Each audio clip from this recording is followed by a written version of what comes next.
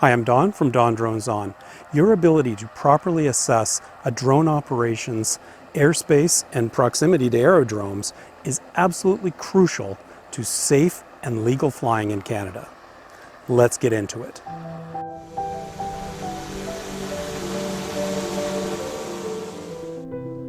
The current Canadian ARPAS regulations contain distinct rules for operating drones in three areas: in controlled airspace, in restricted airspace, and near aerodromes. And we're going to walk through each of those three areas to understand what they are, and what the regulations are, and what that means for you as a drone pilot. Controlled airspace is defined around airports and the air traffic routes between them. These are the areas where aircraft movements are being monitored and controlled by control towers. The structure of airspace is often described as an upside-down wedding cake because the drum-shaped classes of airspace increase in size as you go higher above the ground. Airspace is labeled as Class A, B, C, D, and E, generally from the highest to the lowest, plus there's a Class F airspace in Canada. Everything else, in other words, uncontrolled airspace, is called Class G. The precise locations, dimensions, and altitudes of all of this wedding cake is defined in a NAV Canada document called the Designated Airspace Handbook, or DAH. This can get very complicated, but fortunately, we drone pilots operate only in the lowest control zones, and in fact, only in the lowest parts of these zones. And of course, we also operate in Class G airspace. The low-level control zones we normally could be flying in are Class C, D, or E, depending upon the size of the controlling airport. There are only 21 airports with Class C control zones, 30 with Class D, and about 100 Class E's in Canada. So about 150 in total. Note that uncontrolled airspace, though, Class G, also contains many, many aerodromes, heliports, grass fields, all sorts of stuff, and lots of manned air traffic. Just because you're flying in Class G airspace does not mean you won't encounter manned aircraft. Here are three examples of control zones, Class C, D, and E, across Canada. A couple of things to note. First of all, notice that the control zones are much larger than the 3 nautical mile drone keep-out zones around the airports themselves. Those keep-out zones are the smaller pink circles in these three examples. A lot of people are confused about these two notions. They are completely different. The drone keep-out zone, which we'll talk about in a second, and the control zone are completely separate concepts. The control zone itself is usually much larger, 7 nautical miles in radius, in fact. That's 13 kilometers for both Edmonton and Sudbury, even though Sudbury is a much smaller airport. The other thing to note is that the control zones are not always round. Kelowna, BC, in this middle example, has this peculiar shape, and here's Toronto, 3 separate control zones that merge into this large shape, enveloping most of the city. Certainly many newcomers to the drone hobby are surprised by the extent of these control zones and the fact that they start at the ground. By the way, all of these screenshots are taken from the Drone Pilot Canada app. You can see that not only does it show the airports and control zones and other things like restricted zones and provincial parks, but also a quick tap on the map displays all the key information you need to know for that spot. What the area is, a quick reminder of the rules for both basic and advanced operations, which we'll get into in a second, and contact numbers. So what are the rules for flying your drone in controlled airspace? For basic operations pilots, controlled airspace is a complete no-fly zone. For advanced operations pilots, there are 2 requirements. First, you need to be flying a drone approved for flying in controlled airspace. There's a list on the Transport Canada Drone Safety webpage. And you need to have an approved NAV Canada ARPAS flight authorization request. These approvals are done on a per mission basis, must be done in advance, and require you to provide lots of details of your mission and your safety procedures. The approval form itself is available on the NAV Canada webpage. The Drone Pilot Canada app actually sets these forms up for you in seconds. I'm showing the regulation number here, by the way, and on other pages in this video, in case you want to read the details. Okay, number 2 area is restricted airspace. Class F restricted airspace is established around sensitive facilities and locations like Parliament Hill, Rideau Hall, prisons and penitentiaries, sites like Niagara Falls and the Confederation Bridge to PEI, as well as a number of military testing zones and weapons ranges. Class F restricted zones each have a number that starts with the letters CYR, then 3 digits. I emphasize the R because there are other Class F zones that are advisory only, and they start with CYA. All these zones are defined in that good document, the DAH. There's about 100 of them, and they're also shown in the Drone Pilot Canada app. You should be aware that not all Class F restricted zones appear on the DJI FlySafe maps that you use to fly your drone. Be careful. Here are 3 interesting examples. I thought the Joyceville prison would be a fun one to start with, my personal favorite prison, located near Kingston, Ontario. Next is the huge Cold Lake weapons range in northern Alberta, and finally the Confederation Bridge, linking New Brunswick and Prince Edward Island. Class F restricted zones come in all shapes and sizes.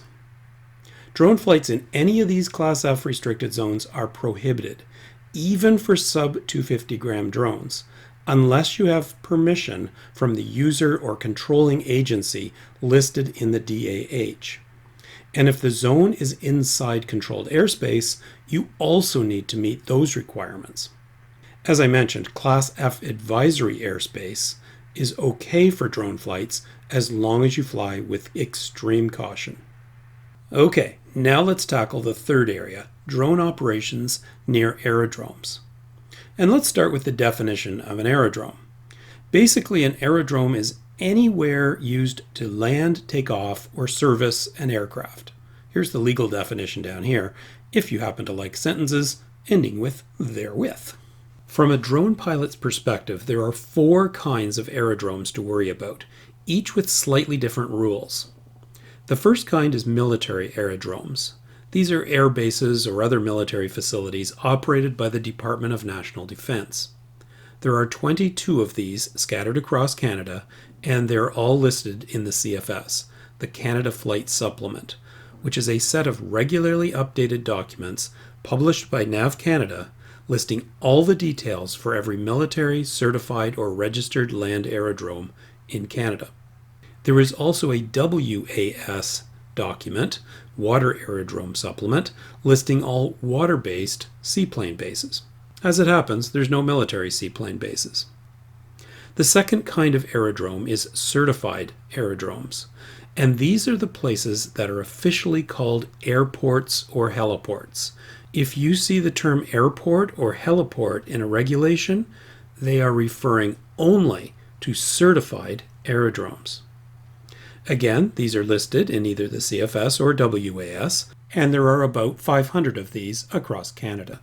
Only a couple of certified water aerodromes, though, as it happens. Next is registered aerodromes.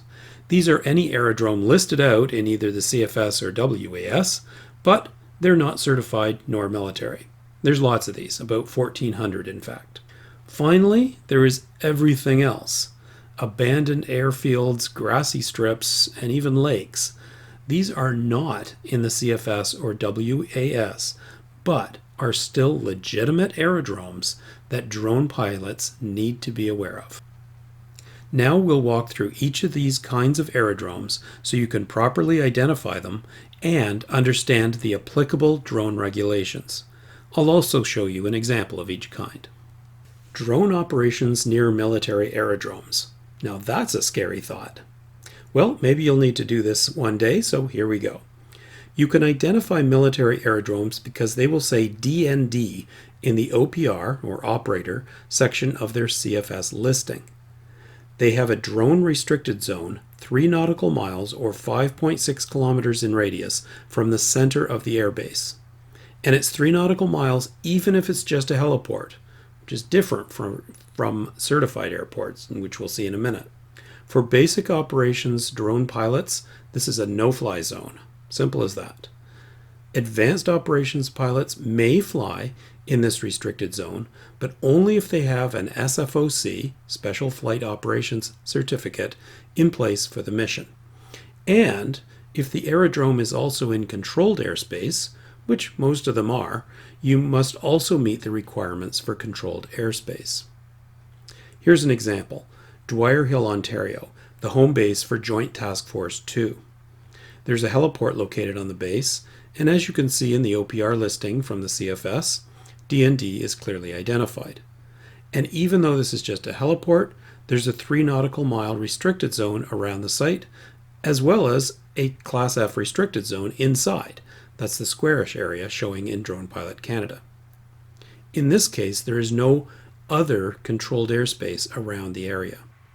Next, drone operations around certified aerodromes. You can identify these because they have the abbreviation CERT in the OPR, or operator, section of their CFS listing. There's a drone restriction zone of 3 nautical miles, or 5.6 kilometers, around airports, and 1 nautical mile, or 1.9 kilometers, around heliports. For basic operations drone pilots, these zones are no-fly zones.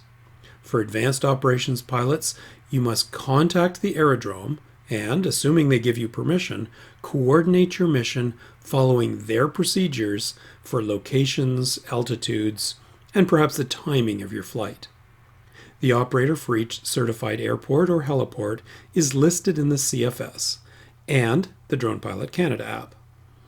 And as usual, if the aerodrome is also in controlled airspace, then you must meet all the requirements for controlled airspace as well, such as the NAV Canada RPAS flight authorization request.